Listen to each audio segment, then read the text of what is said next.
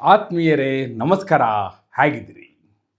ನೋಡಿ, ನೀವೆಲ್ಲ ಕಮೆಂಟಲ್ಲಿ ಕಳೆದ ನನ್ನ ಸ್ಟೋರಿಗೆ ಗೆದ್ದವ ಸೋತ, ಸೋತವ ಸತ್ತ ಅಂತ ಒಂದು ಸ್ಟೋರಿ ಮಾಡಿದ್ನಲ್ಲ, ಆ ಸ್ಟೋರಿಗೆ ನೀವು ಕಮೆಂಟ್ ಮಾಡಿದ್ರಿ. ಈಗ ಅಸ್ಸಾಮಲ್ಲಿ ಗೆದ್ದರೆ ಏನು, ಸೋತ್ರೆ ಏನು, ಕೇರಳದಲ್ಲಿ ಗೆದ್ದರೆ ಏನು, ಸೋತ್ರೆ ಏನು ಅಂತ ಹೇಳಿದಿರಿ. ಆದರೆ ಅಸ್ಸಾಂ ಹಾಗೂ ಕೇರಳ ಎರಡೂ ಕಡೆಯ ಸೋತ್ರೆ ಏನಾಗುತ್ತೆ? ಆಗ ಸಿದ್ದರಾಮಯ್ಯನವರ ನಾಯಕತ್ವದ ಮೇಲೆ, ಮುಖ್ಯಮಂತ್ರಿ ಪಟ್ಟದ ಮೇಲೆ ಏನು ಪರಿಣಾಮ? ಡಿ ಕೆ ಶಿವಕುಮಾರ್ ಅವರ ಕನಸು, ಅವರ ಮುಖ್ಯಮಂತ್ರಿ ಪಟ್ಟದ ಆಸೆ, KPCC ಅಧ್ಯಕ್ಷ ಪಟ್ಟ, ಅದರ ಮೇಲೆ ಏನು ಪರಿಣಾಮ ಅನ್ನೋದನ್ನು ಕೇಳಿದ್ರಿ. ಸೋತ್ರೇನಾಗುತ್ತೆ, ಗೆದ್ರೇನಾಗುತ್ತೆ ಎರಡೂ ಕಡೆ. ಎಸ್, ಆ ವಿವರವನ್ನು ಕೊಡೋ ಸಲುವಾಗಿ ನಾನು ಬಂದಿದ್ದೇನೆ. ಆತ್ಮೀಯರೇ, ವಾರ್ತೆ ವಿಶೇಷ ಕಾರ್ಯಕ್ರಮಕ್ಕೆ ಸ್ವಾಗತ. ನಾನು ವೀರೇಂದ್ರ ಉಪ್ಪುಂದ. ನೋಡಿ, ಸಹಜವಾದ ಪ್ರಶ್ನೆ ಇದು. ನಾನು ಕಳೆದ ವಿಡಿಯೋದಲ್ಲೇ ಇದನ್ನು ಹೇಳ್ಬೋದಿತ್ತು. ಆದರೆ ನೋಡಿ, ಸಾಮಾನ್ಯವಾಗಿ ನೀವು ನೋಡಿದ್ರೆ ನನ್ನ ವಿಡಿಯೋ ಒಂದು 6 ನಿಮಿಷದಿಂದ 8 ನಿಮಿಷ ಇರುತ್ತೆ. ಅದಕ್ಕಿಂತ ಹೆಚ್ಚಾಯಿತು ಅಂದರೆ ನಾನು ಸಾಧ್ಯವಾದಷ್ಟು ಕಟ್ ಮಾಡಲಿಕ್ಕೆ ಟ್ರೈ ಮಾಡಿರ್ತೀನಿ. ಸೊ ಕಳೆದ ವಿಡಿಯೋ ಸ್ವಲ್ಪ ಡ್ಯೂರೇಷನ್ ಜಾಸ್ತಿ ಇತ್ತು. ಇನ್ನು ಇದನ್ನೂ ಸೇರಿಸ್ಲಿಕ್ಕೆ ಹೋದರೆ ಇನ್ನೂ ದೊಡ್ಡದಾಗುತ್ತೆ ಅನ್ನೋ ಕಾರಣಕ್ಕಾಗಿ ನಾನು ಆ ವಿಡಿಯೋದಲ್ಲಿ ಇದನ್ನು ಸೇರಿಸಿರಲಿಲ್ಲ ಅಷ್ಟೇ.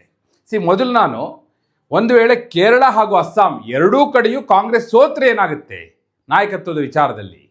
ಸಿದ್ದರಾಮಯ್ಯನವರ ಮುಖ್ಯಮಂತ್ರಿ ಪಟ್ಟ, ಅವರು ಮುಖ್ಯಮಂತ್ರಿಯಾಗಿ ಮುಂದುವರಿತಾರೋ ಇಲ್ವೋ, ಡಿ ಕೆ ಶಿವಕುಮಾರ್ ಮುಖ್ಯಮಂತ್ರಿ ಆಗ್ತಾರೋ ಇಲ್ವೋ, ಅದು ಎರಡು ಕಡೆ ಸೋತ ಸಂದರ್ಭದಲ್ಲಿ ಏನಾಗುತ್ತೆ ಅನ್ನೋದನ್ನು ಮೊದಲು ಹೇಳ್ತೀನಿ. ಅದ್ರ ಜೊತೆಗೆ ಈ ವಿಡಿಯೋದಲ್ಲಿ ನಾನು ನಿಮಗೆ BJPಯಲ್ಲಿ ನಾಯಕತ್ವದ ಬದಲಾವಣೆಯ ಮೇಲೆ ಬೈ ಎಲೆಕ್ಷನ್ನ ಪರಿಣಾಮ ಏನು ಅನ್ನೋದನ್ನು ಕೂಡ ನಾನು ಹೇಳ್ತೀನಿ ನಿಮಗೆ. ನೋಡಿ, ಮೊದಲನೇದಾಗಿ ಕೇರಳ ಹಾಗೂ ಅಸ್ಸಾಂ ಎರಡೂ ಕಡೆಯೂ ಕಾಂಗ್ರೆಸ್ ಸೋತದ್ದೇ ಆದರೆ, ಅಧಿಕಾರಕ್ಕೆ ಬರಲಿಲ್ಲ ಅಂದರೆ, ಯಾಕಂದರೆ ಇನ್ನುಳಿದ 3 ಕಡೆ ಅವ್ರಿಗೇನೋ ಚಾನ್ಸಸ್ ಇಲ್ಲ. ಈಗ ವೆಸ್ಟ್ ಬೆಂಗಾಲ್, ತಮಿಳುನಾಡು, ಪುದುಚೇರಿ, ಅಲ್ಲಿ ಕಾಂಗ್ರೆಸ್ಗೆ ಹೆಚ್ಚು ಅವಕಾಶ ಇಲ್ಲ. ಅವಕಾಶ ಇದ್ದರೆ ಇದೆರಡು ಕಡೆಯೂ ಅವರು ಸೋತದ್ದೇ ಆದರೆ, ಆಗ ನೋಡಿ, ಯಾವುದೇ ಕಾರಣಕ್ಕೂ ರಾಹುಲ್ ಗಾಂಧಿಯವರು ಅವರು ಪದೇ ಪದೇ ನಾಯಕತ್ವ ಬದಲಾವಣೆಯ ವಿಚಾರ ಬಂದಾಗೆಲ್ಲ, ಅದರಲ್ಲೂ ಡಿ ಕೆ ಶಿವಕುಮಾರ್ ಪದೇ ಪದೇ ಹೋಗಿ ಕೇಳ್ಕೊಂಡಾಗ ಅವ್ರು ಹೇಳಿರೋ ಒಂದು ಮಾತೇನೆಂದರೆ, ನೋಡಿ, ಕಾಂಗ್ರೆಸ್ ಅಧಿಕಾರದಲ್ಲಿರುವಂಥ ಏಕೈಕ ದೊಡ್ಡ ರಾಜ್ಯ ಅಂದರೆ ಅದು ಕರ್ನಾಟಕ. ಸೊ ಅಲ್ಲಿ ಯಾವುದೇ ಡಿಸ್ಟರ್ಬೆನ್ಸ್ ಆಗೋದು ನನಗೆ ಬೇಕಾಗಿಲ್ಲ. ಏನಾದರೂ ಸ್ಮೂತ್ ಟ್ರಾನ್ಸಿಷನ್ ಆಗುತ್ತೆ ಅಂದರೆ ನನ್ನ ಅಭ್ಯಂತರ ಇಲ್ಲ. ಆದರೆ ಆ ರೀತಿಯ ವಾತಾವರಣ ಸದ್ಯಕ್ಕಿಲ್ಲ. ಮತ್ತು ನಾವು ಬೇರೆ ಯಾವುದೇ ದೊಡ್ಡ ರಾಜ್ಯಗಳಲ್ಲಿ ಅಧಿಕಾರದಲ್ಲಿಲ್ಲ. ಹೀಗಿರುವಾಗ ವಿ ಕಾಂಟ್ ಟೇಕ್ ರಿಸ್ಕ್, ಯಾವುದೇ ರಿಸ್ಕ್ ತೆಗೆದುಕೊಳ್ಳುವಂಥ ಪರಿಸ್ಥಿತಿಯಲ್ಲಿ ಇಲ್ಲ ಅಂತ ಹೇಳಿದರು ರಾಹುಲ್ ಗಾಂಧಿ ಅವರು. ಅದೇ ಕಾರಣಕ್ಕಾಗಿ ಡಿ ಕೆ ಶಿವಕುಮಾರ್ ಅವರು ಅನಿವಾರ್ಯವಾಗಿ ಒಪ್ಕೊಂಡು ಸುಮ್ಮನಿದ್ದಿದ್ದು. ಈಗ ಎರಡೂ ಸೋತ್ಬಿಟ್ರಪ್ಪ. ಕೇರಳದಲ್ಲೂ ಅಧಿಕಾರಕ್ಕೆ ಬರಲಿಲ್ಲ ಅಂದರೆ ಆಗ ರಾಹುಲ್ ಗಾಂಧಿ ಯಾವುದೇ ಕಾರಣಕ್ಕೂ, ನಾನು ಹೇಳ್ತೀನಿ ಕೇಳಿ, ಇರುವ ಒಂದು ದೊಡ್ಡ ರಾಜ್ಯ ಅದನ್ನು ಉಳಿಸ್ಕೊಳ್ಳೋದೇ ಅವ್ರ ಪ್ರಯಾರಿಟಿ ಆಗುತ್ತೆ. ಇಲ್ಲೇನೋ ಬದಲಾವಣೆ ಮಾಡ್ಲಿಕ್ಕೆ ಹೋಗಿ, ಇಲ್ಲೇನೋ ಒಂದು ರಿಸ್ಕ್ ತಗೊಂಡು ಇಲ್ಲಿ ಕೈ ಹಾಕಿ ಕೈ ಸುಟ್ಕೊಳ್ಳೋಕೆ ಅವ್ರು ರೆಡಿ ಆಗಲ್ಲ. ಏನೋ ಒಂದು ಸಣ್ಣ ಡಿಸ್ಟರ್ಬೆನ್ಸ್ ಇಲ್ಲಿ ಆಗೋದು ಅವ್ರಿಗೆ ಬೇಕಾಗಿಲ್ಲ. ಏಕೈಕ ಸಂಪನ್ಮೂಲ ರಾಜ್ಯ ಕಾಂಗ್ರೆಸ್ ಪಾಲಿಗೆ ಕರ್ನಾಟಕ. ಹೀಗಿರುವಾಗ ಯಾವುದೇ ಕಾರಣಕ್ಕೂ ಎರಡೂ ಕಡೆಯೂ ಸೋತದ್ದೇ ಆದರೆ ನಾಯಕತ್ವ ಬದಲಾವಣೆಗೆ ರಾಹುಲ್ ಗಾಂಧಿಯವರು ಕೈ ಹಾಕಕ್ಕೆ ಹೋಗಲ್ಲ. ಸಾಧ್ಯವಾದಷ್ಟು ಹೇಗೋ ಇನ್ನೂ 2 ವರ್ಷ ಸ್ಮೂತಾಗಿ ಅಧಿಕಾರವನ್ನು ಪೂರ್ಣ ಮಾಡಿ ಮತ್ತೆ ಅಧಿಕಾರಕ್ಕೆ ಬರೋದಕ್ಕೆ ಏನು ಮಾಡಬೇಕು ಅದ್ರ ಕಡೆ ಗಮನ ಕೊಡಿ ಅಂತ ಹೇಳ್ತಾರೆ. ಹೇಗಾದರೂ ಡಿ ಕೆ ಶಿವಕುಮಾರ್ ಅವರು ಕನ್ವಿನ್ಸ್ ಮಾಡ್ತಾರೆ. ಡಿ ಕೆ ಶಿವಕುಮಾರ್ ಅವರು ಅಂತಹ ಸಂದರ್ಭದಲ್ಲಿ ಯಾವುದೇ ರೀತಿಯ ಒತ್ತಡ ಹಾಕುವಂತಹ ಸ್ಥಿತಿಯಲ್ಲಿ ಇರೋದಿಲ್ಲ ಅನ್ನೋದು ಕೂಡ ಅಷ್ಟೇ ಸತ್ಯ. ಇದು ಎರಡೂ ಕ್ಷೇತ್ರ ಅಂದರೆ ನಾನು ಹೇಳ್ತಿರೋದು ಕೇರಳ ಹಾಗೂ ಅಸ್ಸಾಂ ಎರಡೂ ಕಡೆಯೂ ಸೋತ ಸಂದರ್ಭದಲ್ಲಿ ಇಲ್ಲಿ ಯಾವುದೇ ರಿಸ್ಕ್ ತಾಳಲ್ಲ. ಬೇಕಾದರೆ ಸಂಪುಟ ಪುನರ್ರಚನೆ ಕೈ ಹಾಕ್ಬೋದು. ಸಿದ್ದರಾಮಯ್ಯವರು ಸ್ಟ್ರಾಂಗ್ ಆಗ್ತಾರಾಗ. ಬಿಹಾರದಲ್ಲಿ ಕಾಂಗ್ರೆಸ್ ಸೋತಾಗ ಹೇಗಾಯಿತೋ ಅದೇ ರೀತಿಯ ವಾತಾವರಣ ಮತ್ತೆ ಮರುಕಳಿಸುತ್ತೆ. ಆ ದೃಷ್ಟಿಯಿಂದ ಸಚಿವ ಸಂಪುಟ ಪುನರ್ರಚನೆ ಮತ್ತೊಂದು ಸಿದ್ದರಾಮಯ್ಯವರು ಯಾವ ರೀತಿ ಬಯಸ್ತಾರೋ ಆ ರೀತಿ ಆಗುವಂಥ ಸಾಧ್ಯತೆ ಅಂತಹ ಸಂದರ್ಭದಲ್ಲಿ ಹೆಚ್ಚಿರುತ್ತೆ. ಒಂದು ವೇಳೆ ಎರಡೂ ಕಡೆಯೂ ಸೋತ್ರಪ್ಪ, ಒಂದು ವೇಳೆ ಎರಡೂ ಕಡೆಯೂ ಗೆದ್ರಪ್ಪ, ಕೇರಳದಲ್ಲೂ ಗೆದ್ರು, ಅಸ್ಸಾಮಲ್ಲೂ ಗೆದ್ರು. ನೋಡಿ, ಇದನ್ನು ಹೇಳುವ ಹೊತ್ತಿಗೆ ನಾನು ನಿಮಗೆ ಬಾಗಲಕೋಟೆ ಹಾಗೂ ದಾವಣಗೆರೆ ಅಲ್ಲಿ ಎರಡು ಸೋತ್ರೆ ಏನಾಗುತ್ತೆ, ಎರಡು ಗೆದ್ರೆ ಏನಾಗುತ್ತೆ ಅದಕ್ಕೂ ಬರ್ತೀನಿ ನಾನು. ಒಂದು ವೇಳೆ ಕೇರಳ ಹಾಗೂ ಅಸ್ಸಾಂ ಎರಡೂ ಕಡೆಯೂ ಗೆದ್ದದ್ದೇ ಆದರೆ ಆಗ ಸಹಜವಾಗಿ ಹೈಕಮಾಂಡ್ ಸ್ಟ್ರಾಂಗ್ ಆಗುತ್ತೆ. ನಿಮ್ಗೆ ಗೊತ್ತಿರಲಿ, ಹೈಕಮಾಂಡ್ಗೆ ತನ್ನದೇ ಆದ ಬಲ ಬರುತ್ತೆ, ಅವರಿಗೆ ಕಾನ್ಫಿಡೆನ್ಸ್ ಹೆಚ್ಚಾಗುತ್ತೆ. ಯಾಕಂದರೆ ಕರ್ನಾಟಕ, ತೆಲಂಗಾಣ, ಹಿಮಾಚಲ ಪ್ರದೇಶ ಜೊತೆಗೆ ಅಸ್ಸಾಂ ಹಾಗೂ ಕೇರಳ, ದೊಡ್ಡ ರಾಜ್ಯ ಕೇರಳ, ಇಷ್ಟು ಸಿಕ್ತು ಅಂದರೆ ಖಂಡಿತವಾಗಿ ಅವರಿಗೆ ಸಂಪನ್ಮೂಲಕ್ಕೆ ಯಾವುದೇ ಕೊರತೆ ಇರೋದಿಲ್ಲ. ಏನಾದರೂ ಪ್ರಯೋಗ ಮಾಡಬಹುದು ಅನ್ನುವಂಥ ವಾತಾವರಣ ಆಗ ನಿರ್ಮಾಣ ಆಗುತ್ತೆ. ಹಾಗಂತೇಳಿ ಪ್ರಯೋಗ ಏಕಾಏಕಿ ಮನಸೋ ಇಚ್ಛೆ ಮಾಡಲಿಕ್ಕೆ ಹೋಗಲ್ಲ.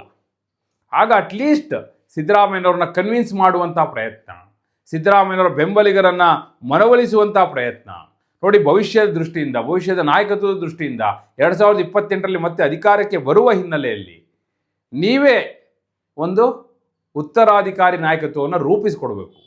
ಭವಿಷ್ಯದ ನಾಯಕತ್ವವನ್ನು ನೀವು ರೂಪಿಸ್ಕೊಡಿ, ನೀವೇ ರೆಡಿ ಮಾಡಿಕೊಡಿ ಅಂತೇಳಿ ಕೇಳುವಂಥ ಪ್ರಯತ್ನವನ್ನು ರಾಹುಲ್ ಗಾಂಧಿ ಮಾಡ್ತಾರೆ. ರಾಹುಲ್ ಗಾಂಧಿ ಯಾವತ್ತೂ ಕೂಡ ಸಿದ್ದರಾಮಯ್ಯನವ್ರನ್ನ ಅವಮಾನಿಸಿ ಕೆಳಗಿಳಿಸುವಂತಹ ಪ್ರಯತ್ನಕ್ಕೆ ಕೈ ಹಾಕೋದಿಲ್ಲ.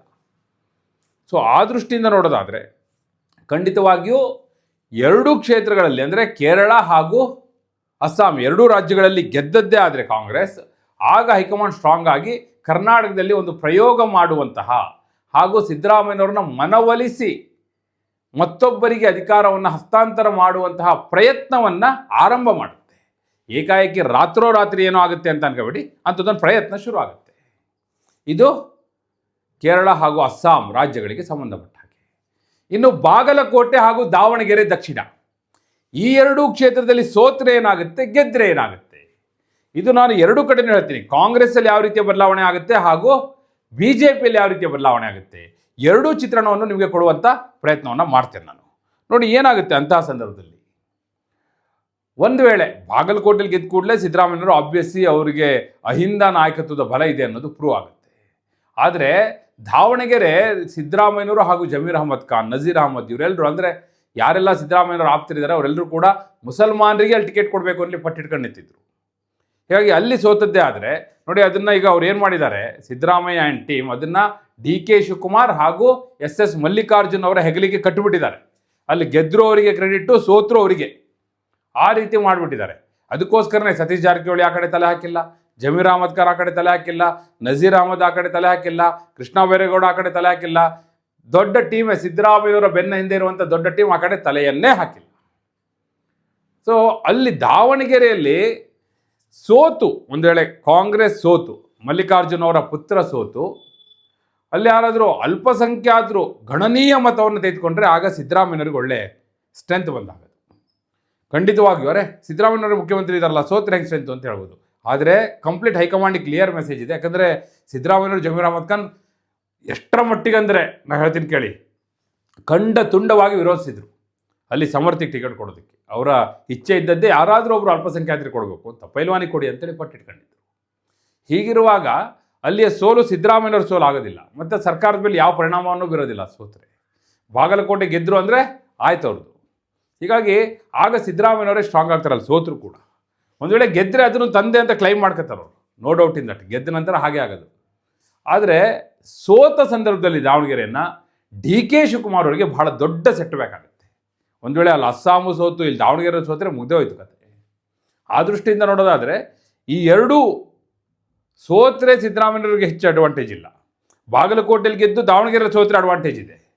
ಒಂದು ವೇಳೆ ಎರಡು ಗೆದ್ದರೂ ಅಡ್ವಾಂಟೇಜ್ ಇದೆ. ಆದರೆ ಎರಡು ಸೋತ್ರೆ ಸಿದ್ದರಾಮಯ್ಯವ್ರಿಗೆ ಅಡ್ವಾಂಟೇಜ್ ಇಲ್ಲ. ಎರಡು ಸೋತ್ರೆ ಆಗ DK ಶಿವಕುಮಾರ್ ಅವರಾದರೂ ಆಗ ದಾವಣಗೆರೆ ಸೋತಿದ್ದೀವಿ, ಬಾಗಲಕೋಟೆನೇ ಸೋತಿದ್ದೀವಿ, ಇದು ನಾಯಕತ್ವದ ವೈಫಲ್ಯ ಅಂತಲೇ ಅವ್ರು ಕ್ಲೈಮ್ ಮಾಡ್ಬೋದು. ಆ ದೃಷ್ಟಿಯಿಂದ DK ಶಿವಕುಮಾರ್ ಅವರಿಗೆ ದಾವಣಗೆರೆ ಗೆದ್ದರೂ ಒಳ್ಳೆಯದು, ಸೋತ್ರೆ ಎರಡು ಸೋಲ್ಬೇಕು. ಈ ರೀತಿಯ ಲೆಕ್ಕಾಚಾರದಲ್ಲಿ ಅವರಿದ್ದಾರೆ. ಲಾಭ ನಷ್ಟದ ಲೆಕ್ಕಾಚಾರ ರಾಜಕಾರಣದಲ್ಲಿ ಈ ರೀತಿ ಆಗ್ತಾ ಹೋಗುತ್ತೆ. ಇನ್ನು BJPಯಲ್ಲಿ ಯಾವ ರೀತಿಯ ಬದಲಾವಣೆ ಆಗುತ್ತೆ ನಾನು ಹೇಳ್ತೀನಿ ಕೇಳಿ. BJPಯಲ್ಲಿ ಬಹಳ ಮುಖ್ಯವಾಗಿ ವಿಜೇಂದ್ರ ಅವರ ನಾಯಕತ್ವ. ವಿಜೇಂದ್ರ ಅದಕ್ಕೆ ಏನು ಮಾಡಿದ್ದಾರೆ, ಎರಡು ಕಡೆಯೂ ಕೂಡ ರೆಬಲ್ ಟೀಮ್ ಅವರಿಗೆ ಟಿಕೆಟ್ ಕೊಡಿಸ್ಬಿಟ್ಟಿದ್ದಾರೆ. ಸೋತ್ರೆ ಅವ್ರ ತಲೆಗೆ, ಗೆದ್ದರೆ ಇವ್ರಿಗೆ ಕ್ರೆಡಿಟ್. ಗೆದ್ದದ್ದೇ ಆದರೆ ವಿಜೇಂದ್ರ ಕ್ರೆಡಿಟ್, ಸೋತ್ರೆ ವಿಜೇಂದ್ರ ಅಂತ ತಲೆ ಮೇಲೆ ಹೊರೆಯಲ್ಲ. ಅವರು ಕ್ಯಾಂಡಿಡೇಟ್ ಇದ್ದಿದ್ದು ರೆಬಲ್ ಟೀಮ್ ಅವ್ರದ್ದು ಅಂತ ಹೇಳ್ತಾರೆ. ಹೀಗಾಗಿ ವಿಜೇಂದ್ರ ಒಂದು ಸೇಫ್ ಗೇಮ್ನ ಈ ಸಂದರ್ಭದಲ್ಲಿ, ಈ ವಿಶೇಷವಾಗಿ ಈ ಉಪಚುನಾವಣೆಯ ಕಣದಲ್ಲಿ ಅವರು ಆ ದಾಳವನ್ನು ಉಳಿಸಿದ್ದಾರೆ. ನಿಮ್ಮ ಪ್ರಕಾರ ಎರಡೂ ಕ್ಷೇತ್ರಗಳನ್ನ ನಾನು ಹೇಳೋದು ಬಾಗಲಕೋಟೆ ಹಾಗೂ ದಾವಣಗೆರೆ BJP ಗೆಲ್ಲುವ ಸಾಧ್ಯತೆ ಇದೆಯಾ ಅಥವಾ ಕಾಂಗ್ರೆಸ್ಸಿಗೆ ಚಾನ್ಸ್ ಇದೆಯಾ? ನಿಮ್ಮ ಪ್ರಕಾರ ದಾವಣಗೆರೆ ಯಾರು ಗೆಲ್ಲುವುದು, ಬಾಗಲಕೋಟೆ ಯಾರು ಗೆಲ್ಲುವುದು? ಅದೇ ರೀತಿಯಲ್ಲಿ ಕೇರಳ ಹಾಗೂ ಅಸ್ಸಾಂ ಕಾಂಗ್ರೆಸ್ ಗೆಲ್ಲುತ್ತಾ? ನಿಮ್ಮ ಅಭಿಪ್ರಾಯವನ್ನು ಕಮೆಂಟ್ ಮೂಲಕ ತಿಳಿಸಿ. ಹಾಗೆ ನೀವಿನ್ನು ವಾರ್ತೆ ಚಾನಲ್ನ ಸಬ್ಸ್ಕ್ರೈಬ್ ಮಾಡಿಲ್ಲ ಅಂದರೆ ಈಗಲೇ ಸಬ್ಸ್ಕ್ರೈಬ್ ಮಾಡಿ. ಧನ್ಯವಾದ.